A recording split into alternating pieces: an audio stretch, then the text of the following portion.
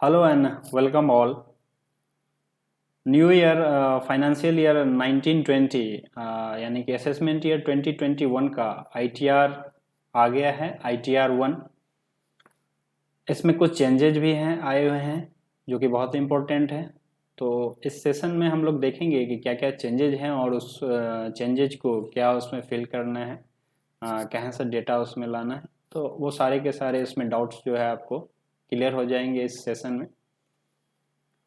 सबसे पहली बात कि कौन इस आईटीआर को यूज करेगा। वो नॉर्मली जैसे पहले था, एक इंडिविजुअल, ठीक है, रेसिडेंट होने चाहिए जो इस आईटीआर को यूज करेंगे 1920 में, ठीक, जिनकी इनकम 50 लाख से नीचे होनी चाहिए। क्योंकि जब 50 लाख से आपकी इनकम ऊपर जाती है तो आपको आईटीआर 2 फाइल करना होता है। सेम जो प्रीवियस ईयर में था वही इस साल में भी सेम चीज है, ठीक है। सोर्स ऑफ जो अदर इनकम है उसमें टोटल इनकम में आपके सैलरी की इनकम होनी चाहिए, हाउस प्रॉपर्टी की इनकम होनी चाहिए, और एक अदर सोर्स की इनकम भी जो है इसमें ऐड होती है, जहाँ जो आपका इंटरेस्ट इनकम, पेंशन एक्सेट्रा होता है, वो यहाँ पे आप ऐड कर सकते हैं। एग्रीकल्चर इनकम अगर आपकी 5000 तक है तो आप ये आईटीआर फाइल कर सकते हैं। यानी कि अगर 5000 से ऊपर है या 50 लाख से ऊपर आपकी इनकम है टोटल, तो आप आईटीआर 2 में चले जाएंगे, या अदर जो आईटीआर हैं 3, 4, 5 जो आपके ऊपर एप्लीकेबल होगा उसमें हम लोग जाएंगे। आईटीआर की लास्ट डेट क्या है? तो सारी की सारी जो लास्ट डेट थी वो एक्सटेंड हो गई है नवंबर 38 को। यानी कि जो लास्ट जो ड्यू डेट आपका इसमें था, जो 31 जुलाई होता था, वो अब बढ़ के हो गया है 38 नवंबर। काफ़ी टाइम है इसीलिए फाइल करने के लिए, तो आपके पास भी सोचने के लिए टाइम है, लेकिन पहले फाइल कर लेंगे तो थोड़ा बर्डन कम हो जाएगा।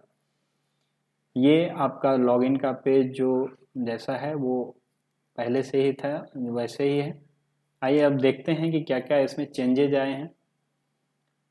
जैसे लॉगिन करते हैं, आप लॉगिन कर लीजिए, वहाँ पे आपको सेम सिमिलर कंटिन्यू स्किप करके, अगर आपको अपडेट नहीं करना है आपका ईमेल, मोबाइल नंबर या आपका एड्रेस, तो आप स्किप करके इसको आगे बढ़ जाएंगे। और आगे बढ़ के अब जब मेन डैशबोर्ड पे जाते हैं, वहाँ पे फाइल आईटीआर, और फाइल आईटीआर के बाद आपका ये असेसमेंट ईयर 2021 आईटीआर 1 और ओरिजिनल रिवाइज करके और प्रिपेयर सबमिट ऑनलाइन का ऑप्शन लेके जब आगे आएंगे, तो ये लास्ट ईयर की तरह ही है सारा अभी तक जो चल रहा है आपके सामने।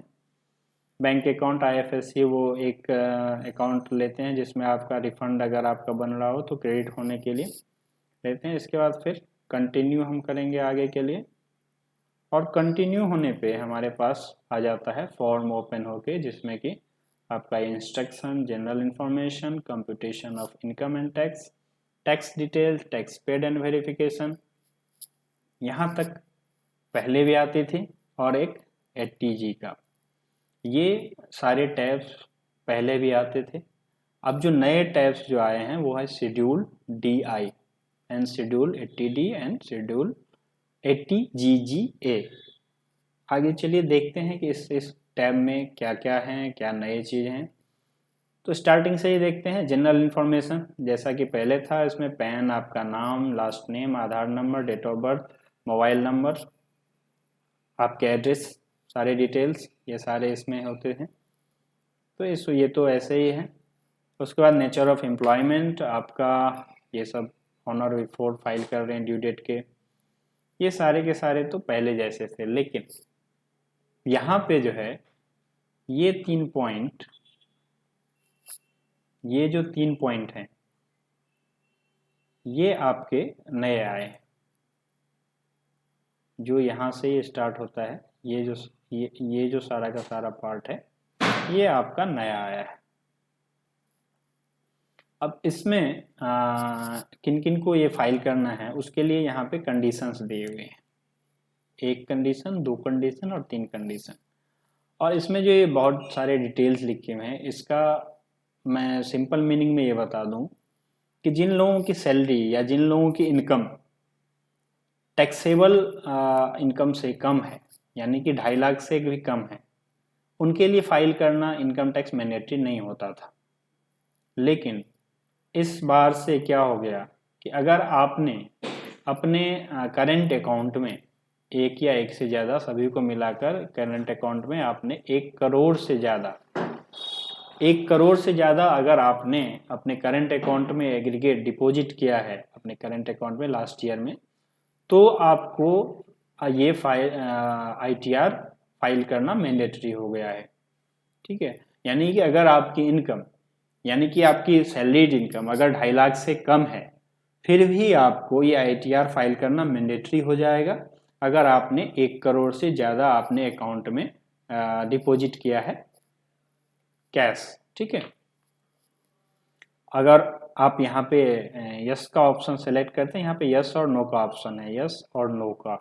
ठीक है, अगर आप यहाँ पे सेलेक्ट करते हैं, जैसे आप सेलेक्ट करेंगे ये इनेबल हो जाएगा, ये और ये। और अगर फिर से यहाँ पे हर एक पे यस और नो का ऑप्शन आएगा, यहाँ पे भी यस और नो का ऑप्शन आएगा और यस और नो का ऑप्शन आएगा यहाँ पे। ठीक है, अगर आप यहाँ पे यस चूज करेंगे, यस यहाँ पे करेंगे, तो ये वाला ऑप्शन फिर से अनेबल हो जाएगा और आपने कितना अमाउंट अपने करंट अकाउंट में डिपॉजिट किया है उसका टोटल आपको यहाँ पे डिटेल्स भरनी पड़ेगी। कितनी अमाउंट आपने डिपॉजिट की है वो अमाउंट आपको फाइल करना, यहाँ पे फिल करना है। ठीक है, सेकेंड वाला जो है इसमें क्या है, क्या आपने पिछले साल में कहीं ट्रेवल किया है, फॉरेन कंट्री में, और अगर ट्रेवल किया है और आपका अमाउंट एक्सीड कर रहा है 2 लाख से उस ट्रेवल पे, अगर आपने ट्रेवल किया है और आपका अमाउंट 2 लाख से एक्सीड कर रहा है, तो भी आपको वो अमाउंट आपको यहाँ पे बताना है कि कितना अमाउंट आपने एक्सपेंड किया है, और रिटर्न तो फाइल करनी है, चाहे आपकी इनकम हो या नहीं हो, चाहे इनकम आपकी टैक्सेबल लिमिट में आती हो या टैक्सेबल लिमिट से नीचे हो, लेकिन आपको फिर भी ये ITR फाइल करना है। और यहाँ पे ये जो अमाउंट है वो आपको बतानी है, और ये अमाउंट सिर्फ अपने लिए नहीं खर्चा है, अगर आपने किसी और के लिए भी किया है और पेमेंट आपने किया है, यानी कि अगर आपने सपोज दैट अपने लड़के के लिए किया है, किसी लड़की के लिए किया है, आउटसाइड इंडिया गए हैं वो लोग और उन्होंने 2 लाख से ऊपर का इस पे एक्सपेंस किया है, तो अगर आपको, तो भी आपको रिटर्न फाइल करना है और आपको यहाँ पे अमाउंट का डिटेल जो है यहाँ पे टोटल अमाउंट यहाँ पे फिल करना है। जो तीसरी कंडीशन है वो क्या है कि आपने इलेक्ट्रिसिटी बिल लास्ट ईयर में आपने अगर इलेक्ट्रिसिटी बिल 1 लाख रुपए से ज़्यादा का पे किया है, ये बहुत ही इम्पोर्टेंट है क्योंकि ये बहुत कॉमन हो जाएगा, तो हो जाता है 1 लाख मतलब आपका 9,000 भी अगर हो गया पर मंथ का पेमेंट है तो काफ़ी ज़्यादा, लेकिन अगर पेमेंट अगर 9,000 रुपये पर मंथ का हो गया तो वो 1 लाख क्रॉस कर जाएगा, 1,08,000, यानी कि आपके इस लिमिट में आप आ गए और आपको फाइल करना पड़ जाएगा ये ITR। तो आपको यहाँ भी टोटल अमाउंट जो आपने पूरे साल में पे किया है इलेक्ट्रिसिटी का, ठीक है, इलेक्ट्रिसिटी का जो भी अमाउंट आपने पे किया है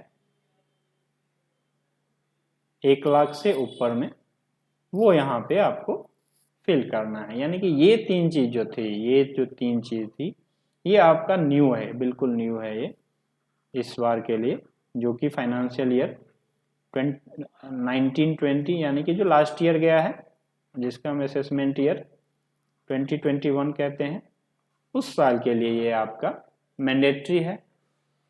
तो अगर आपने इन सब चीज़ों में से कुछ किया है तो आपको ये डिटेल देनी पड़ेगी, आपको ये ITR फाइल करनी पड़ेगी। ये एक बहुत ही न्यू इसमें इस ITR में थी चीज़ें जो आपकी फर्स्ट पेज पे ही आ जाएंगी और आप उसको फाइल करेंगे। जैसे फर्स्ट पेज ये आपका है ना, जनरल इन्फॉर्मेशन, इसके नीचे जैसे आप आएंगे जनरल इन्फॉर्मेशन के नीचे, ये आपको स्क्रॉल जब करेंगे तो ये आपको दिख जाएगा। चलिए आगे देखते हैं। सेकेंड वाला जो टैब है computation of income and tax, ये बिल्कुल उसी तरह है जो जैसे लास्ट ईयर था। ग्रॉस सैलरी आपको फॉर्म 16 लेनी है, वहाँ से gross salary perquisite value of in lieu of salary as per 17 जो आपको उसमें आती है, सारी की सारी अलाउंसेस आपका HRA वगैरह सारा यहाँ पे देना है। और जो HRA यहाँ पे एग्जेम्प्ट हैं, आपके जो एग्जेम्पशन आपको मिलते हैं HRA वगैरह के, वो यहाँ पे आपको आ जाएंगे सारे के सारे, जो लास्ट ईयर भी होता था। आपके डिडक्शंस जो इस बार 50,000 हो जाएंगे, ये डिडक्शन इंटरटेनमेंट प्रोफेशनल टैक्स अगर आपका है तो आप फाइल कीजिए। जो दूसरा इनकम आ जाता है सैलरी के बाद वो है हाउस प्रॉपर्टी का, जो कि हमने पीछे ही देखा कि एक हाउस प्रॉपर्टी के लिए एप्लीकेबल है। अगर आपके पास 2 हाउस प्रॉपर्टी हैं तो आपको फिर ITR 2 लेना पड़ेगा, या उसके बाद ITR 3, जैसा आपका उसके बाद नेचर का है उस तरह से आपको डील करना पड़ेगा।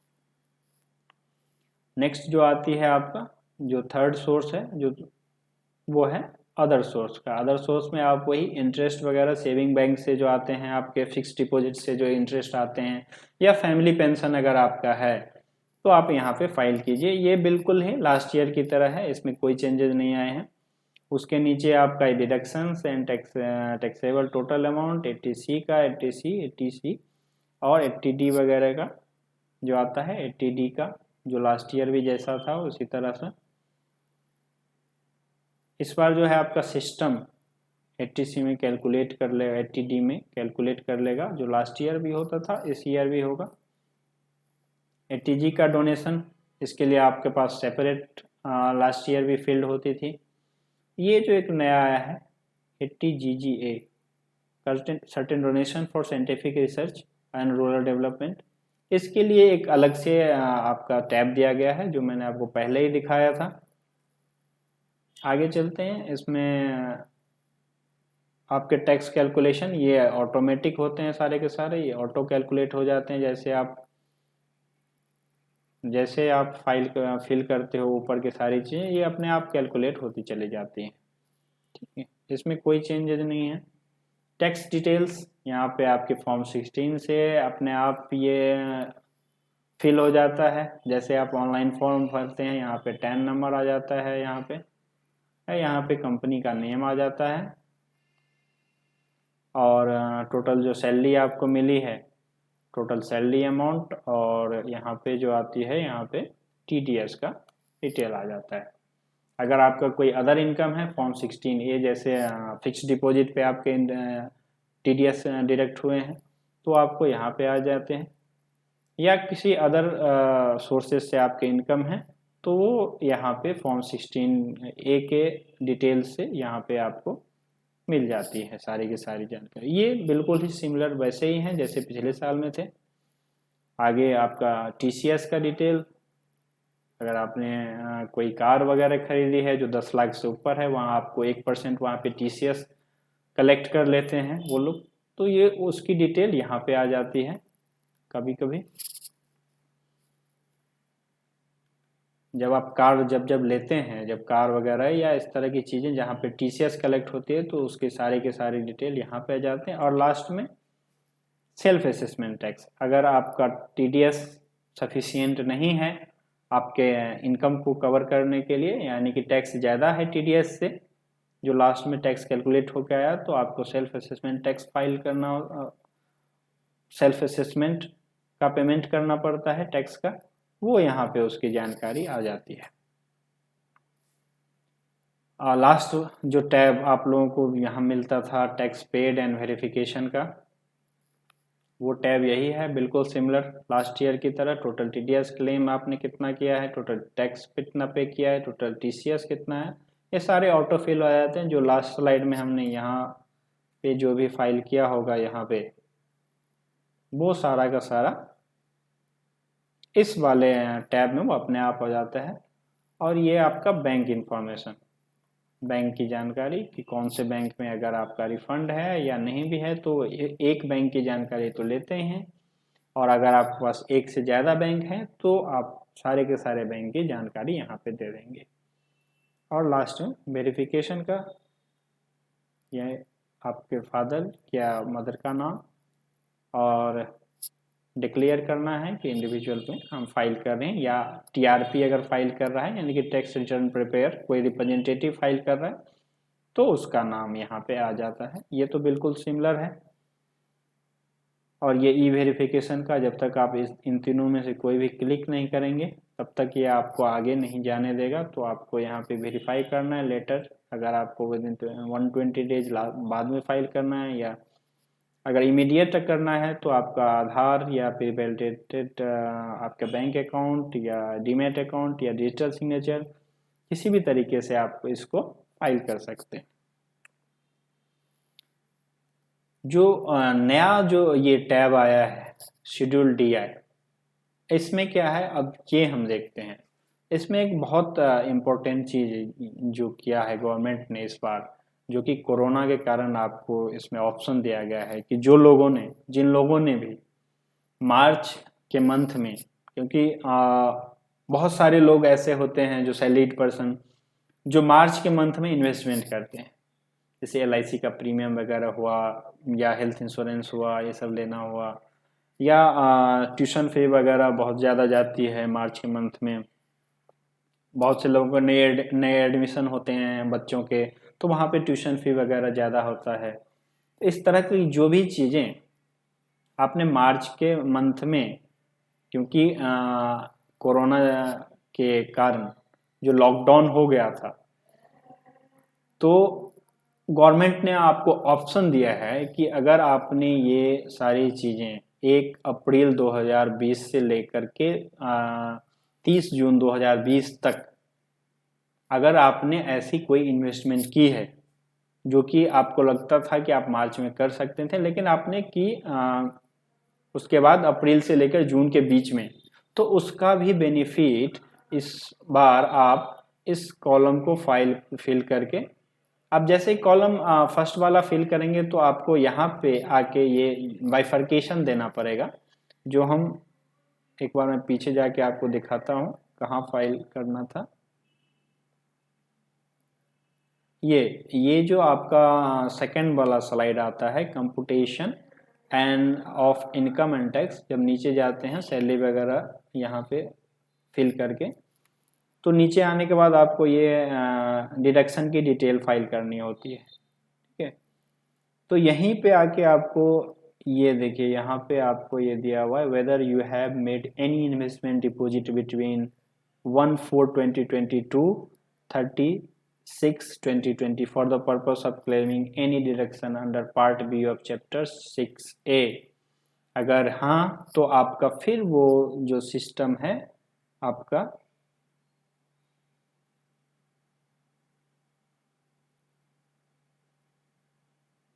ये वाला शेड्यूल ये ओपन हो जाएगा और यहाँ पे आपको सारी जानकारी देनी है कि आपने कौन कौन से ऐसे डिडक्शन इन्वेस्टमेंट जो आपने अप्रैल 2020 1 अप्रैल 2020 के बाद और 30 जून से पहले, यानी कि अभी भी आपके पास टाइम बचा हुआ है। अगर आपने कुछ ऐसा इन्वेस्टमेंट करने का प्लान किया है, आपका टैक्स कैलकुलेट अभी करके आप देख लीजिए, अगर आपका ज़्यादा टैक्स बनता है और उसको कम करना चाह रहे हैं और अभी भी इन्वेस्टमेंट का प्लान अगर किया हुआ है आपने, तो आप 30 जून तक वो भी कर सकते हैं और उसका बेनिफिट आपको इसी ITR में, इस बार के ITR जो फाइल आप करेंगे यानी कि 1920 फाइनेंशियल ईयर के जो ITR फाइल करेंगे उसमें आपको मिल जाएगा।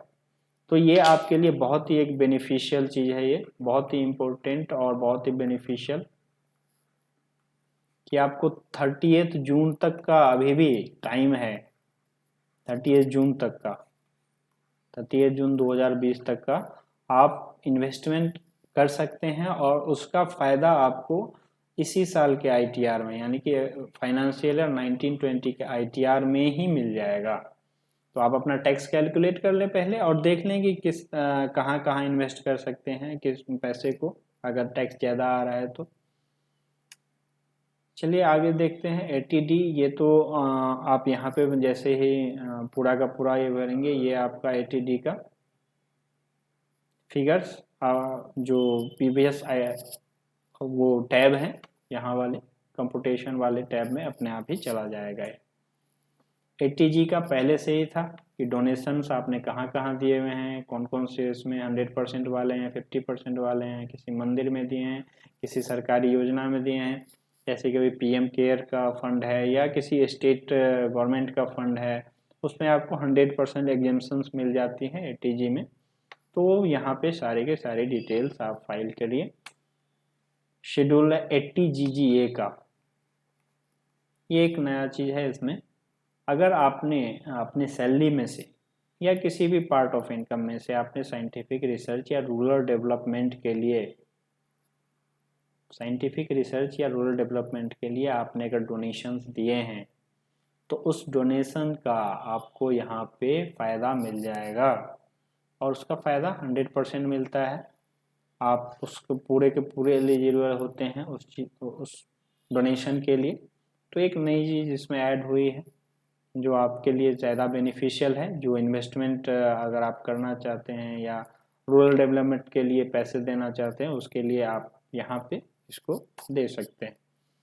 तो ये था हमारा ITR टोटल, सहज ITR 1 जो नए साल के आए हैं। इसमें दो जो मुख्य चीज़ें थी, जो मेन इम्पोर्टेंट चीज़ें, कि आपको ITR का जो इन्वेस्टमेंट जो आपने अप्रैल 2020 से लेकर के जो 30 जून 2020 तक जो भी आपने इन्वेस्टमेंट किए हैं, आपके पास ऑप्शन है कि आप उसको अगले साल के यूज करें या आप पीछे साल में यूज करें। ये आप जब वो इन्वेस्टमेंट कर रहे होंगे तो वहाँ पे ही आपको डिटेल देना पड़ेगा कि कौन से साल के लिए आप ये करना चाहते हैं।